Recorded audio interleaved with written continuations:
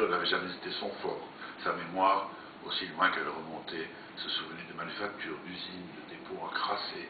Jamais ne lui avait été offerte l'opportunité de s'asseoir toute une année derrière un pupitre pour fixer les mouvements d'une craie blanche sur un tableau noir. Soudain, M. V regardait sa montre et demandait à son interlocuteur, au fait, quelle est la raison de votre visite? Massoud expliquait qu'il était venu réparer les fusibles. Mais vous êtes déjà venu la semaine dernière. La semaine dernière, c'était un autre.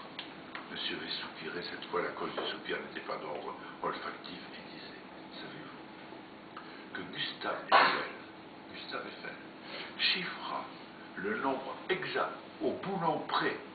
Il cognait son index contre le bureau produisant un son proche de celui d'un petit marteau, de tout le matériel nécessaire avant même de commencer la construction de sa tour. Oui, le nombre exact, imaginez-vous. Et vous, aujourd'hui, 87 ans plus tard, vous êtes incapable d'empêcher que les fusibles de ma maison ne sautent toutes les demi-heures. Votre grandeur, la semaine dernière, ce n'était pas moi, répétait l'électricien, qui essayait de ranger Eiffel et sa tour dans sa mémoire étonnée, aux côtés de Jiki, de Chalimard et de Song quelque chose. Alors que fabriques-tu assis dans mon bureau à me faire perdre mon temps, s'écriait Monsieur V, oubliant toute politesse et passant brusquement au tutoiement. Pas réparer des fusibles. Je ne sais pas où se trouve la boîte de distribution. Mais moi non plus. D'ailleurs, comment es-tu entré? Qui t'a ouvert la porte? Qui t'a fait venir? Au lieu de répondre à cette avalanche soudaine de questions, l'électricien, presque courbé de honte, préférait se lever et quitter la pièce.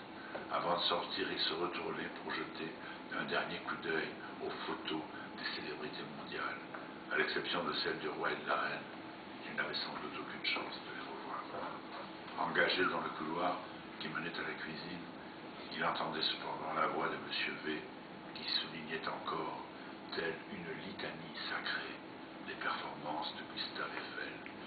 18 038 pièces métalliques, c'est ce qu'il avait chiffré depuis le premier jour, et 2 500 000 rivets.